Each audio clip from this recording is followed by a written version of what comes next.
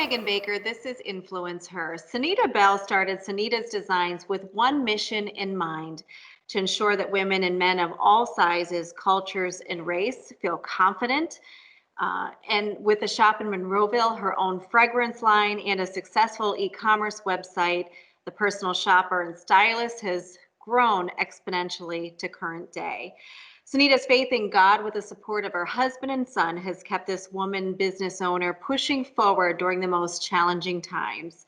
Your mission is to make everyone feel confident. What brought you on this very journey personally, Sunita? Well, personally, I started in 2005. I was currently in attending college and business program, and I always knew that I wanted to be an entrepreneur. So I literally was given this like vision of opening up a store. I didn't know quite how to do that yet because, of course, I'm still in college, so I'm learning all of the different processes. And once I did that, once I learned how to get my fictitious names, licenses, and all of those things, I started off, and it went from there. And what people really don't actually know is I started off selling shoes. My business was called Sonita's Designer Shoes and Jewelry. And I quickly found that shoes were not my niche. I did not. They were my passion, though. That was a hobby of mine. I do collect shoes. But I found out that just because you love something doesn't mean that it is your path for business and entrepreneurship. So, kind of that's how I got started and how I kind of went into this kind of styling portion of my business. I dropped the shoes, I rebranded 3 years later, and I started just selling jewelry. And from there, people would ask me, well, what should I wear with this jewelry? I had such big statement pieces. So organically, I decided to offer consultation for wardrobe styling. Talking about statement pieces, I do have to mention I love the glasses. I love the necklace. I mean, it was the first thing I noticed. So Thank you. Yes, this is from one of my collection. I think this is like from 5 years ago, actually. But it's beautiful. It says a thank lot about your personality too. Like you can let your personality come through. So I like that. Other you. than instilling confidence in others, what do you hope that your professional career as a stylist brings to the table and provides? I really hope that I'm changing lives. I've had clients who literally have gotten business deals because they got a compliment on a piece that I provided. That connection was made and it grew. So I'm hoping that I'm changing lives and I'm educating men and women on how to present themselves to the public. That's my goal, but ultimately I want to change lives for the better. Well, they say too, I mean, with what you wear really is a presentation. It's always like that first impression, right? Exactly. And a lot of people don't understand that your wardrobe is a part of your self-care.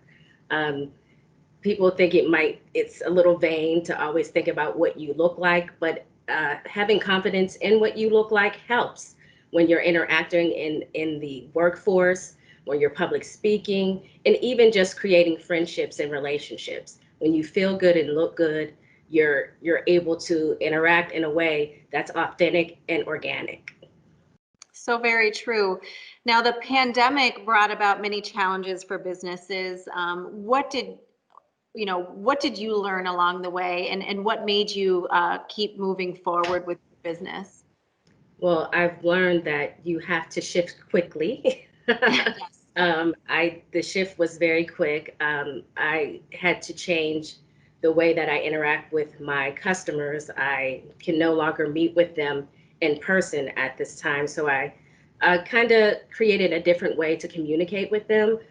We do Zoom sessions if they need me for an event or a public speaking event or weddings, whatever. We do Zoom meetings, and I've also created a Style Tip Sunday on Facebook. So, so my customers can and followers can actually see me on Facebook on Sundays giving just style tips that I've gained over the years. So I've shifted, and I can't say it's been a horrible shift. It's just a change. And as an entrepreneur, you have to be remain in the change. That's what I'm going to say.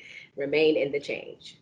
Virtual styling can be a lot of fun too. It, So it really is, and it still keeps a connection with my customers. I consider my customers truly like family. They're very loyal. So in order for me to actually interact with them virtually is amazing, and it keeps my heart, and it makes me happy to know that they're safe as well. I mean, they're a part of my family. as a female entrepreneur, what are some words of encouragement that you could offer other women? What I will say is love what you do and do not allow anyone to discourage you with your dream. I've told people what I wanted to do, and it was somewhat discouraging, the feedback that I got. And I had to remember that God gave me this dream and I was made for this purpose. So I have to move forward. And just the negative reactions that you may get with a possible idea, dismiss it and continue to move forward. But make sure you know your purpose and always stay connected to your customers. Treat them like family because they'll never leave. They're so loyal. That is some great advice. We did get a little bit into like the importance of dressing and what like that initial, first introduction means. How can a woman dress for success? I mean, I'm sure that you do this day in and day out, and each person is unique, as you say. Like what you wear also allows your personality to come through. But what are some staples? Like what are some tips for that everyday woman to dress for success? Well, the first thing that I would say is remove self doubt and self criticism. Because what do we do as women? As soon as we look in the mirror, Every we day. pick out something that we hate about ourselves. And what I try to do is when you come in and I'm consulting with you, we pick out what you think is the best thing about your body. And then I say, we're not going to focus on that. Now tell me what you think is the worst thing about your body. We're going to accentuate that. So I love when people come to me and say, you can never make me look good. I have these arms, I have the stomach. um, and we really delve in to find out what looks good, what we can remove, and how we can change the look. It's amazing. It's transforming actually. It transforms my life. But I would say remove self-doubt and criticism first and learn what your body type is. A lot of women don't know their body type. A lot of men don't know their body types. So it's hard to pick out clothing when you're shopping if you don't know your body type. The next thing I would say is dress for the occasion. If you're going to a interview, dress in a suit. It can be a trendier suit. It doesn't have to be uh, just a basic traditional suit. It can be a non-traditional. And remember to be authentic. I do the outside work, but the inside work is done with my client. So in order to pull off this look, they have to feel good about themselves. So it's an inside out transformation, I believe. So really the key takeaways is stop being critical, number one, Yes. dress for the occasion and be authentic. Right. And those are the key takeaways. I really appreciate that. One final question here before we head into the next segment, but you credit the support of God, your husband and your son as being there for you today. Why is this support so important to you, but for other women in business as well? It's good to have a solid support system because there's so many ups and downs in entrepreneurship. One day you can have a victory and a win, and it's wonderful. And literally the same week, it can be a disappointment. And to have your family there to support you no matter what is key. It keeps me balanced. The encouragement is always there. And even if it's not your immediate family, find a core group of people who will support you in your entrepreneurship journey. That's what I would suggest. Thank you so much. This has been very insightful for us to learn a little bit more about you. The next segment is the Baker's Dozen, which is 13 very quick questions, short answers from you. Have a little bit more fun, lighthearted. So first question I'm going to ask you, it's brunch. What's your favorite go-to? My favorite go-to for brunch? Yes. I'm going to say Starbucks. What is one fashion trend you wish would never come back in style? I'm going to say, and I hate this, but the chain belts on the body chains, I just don't want them to come back ever. Favorite clothing designer? Well, Chanel is my Oh, very, yes. very, very, very favorite. But there is a woman in Pittsburgh. Her name is Star. That's her label, and she's one of my favorite designers. She is super talented, and I just love her designs. And her label is Star. So, Would love to check her out. Thank you for that. What is one thing you still have from childhood? hmm, I am not sure. I think, oh, I do have a bracelet that my mother gave me for a Christmas for a child. Yes, a bracelet from my mom. It's a little diamond bracelet. What is your go-to piece of jewelry? Of course, necklace. I was going to say that's a giveaway. Your best kept fashion secret. Hmm, my best pet. Well, there's so many. I can't even really think about so many. I give so many. Um, wow, this is a really good one for women that if you ever have a stain that you cannot get out of your Oh, yes. clothing, take a dab of Murphy's oil soap and it removes everything.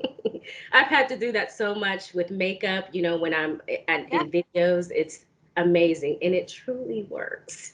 I'm going to try that. I've never heard that before. That is awesome piece Oil of soap, advice. yes. I hope it works. One Pittsburgh celebrity you'd love to meet. Hmm. Trying to go- Mike Tomlin, I would like to meet. I've never, or Kia Tomlin, actually, because she's an awesome designer as well. I've heard Both that. of them. I was actually just talking about her today. I can't believe you said that. It's like the universe just came together. Yes, she's That's awesome. Heels or flats? Which do you prefer? heels. I'm always in heels. Heel girl. I might twist my ankle like every single day, but I'm always in heels. I Do you understand. prefer fast fashion or upcycled items? I love upcycled items. For me, yeah, upcycle is good. What is the best thing that happened to you in 2020? Wow. One of the best things that has happened is I was featured in Pittsburgh Magazine as a woman in business, and that was uh, just amazing that my hometown, my city recognized me for the work that I do here. It was amazing. Kudos to that achievement and recognition. We really congratulate you on that. Where would you live other than Pennsylvania? I would live in California, LA. I love it there. Yeah. Maybe Malibu. Yeah. So this question is from our next guest, or from our previous guest, rather. What is your favorite cookie? I'm really not a sweets person, and that's the thing. I am more of a meat and potatoes, so I don't have a favorite cookie, but if I had a go-to, it would just be chocolate chip because I just don't have, you know, favorite. That's very fair. I do have the sweet tooth, on the other You hand. too. All right, you get to ask our next guest a question. So what would that be? What would you like to know? Hmm. What would you tell your former self, your childhood self, right now? If you know what I mean, what would you ask your, what information would you give if you could go back? What information would you give your childhood self? Thank you for that. It has been such a great pleasure getting to know you here on Influence Her. Sonita Bell, thank you so much. Personal shopper, stylist. I'm definitely going to check you out the next time I'm in Pittsburgh, in the Burgh, as we Thank call you it. so But much. thank you for dedicating your time and really for paving the way for other women. Thank you so much. Thank you. This was so fun. Thank you for the opportunity.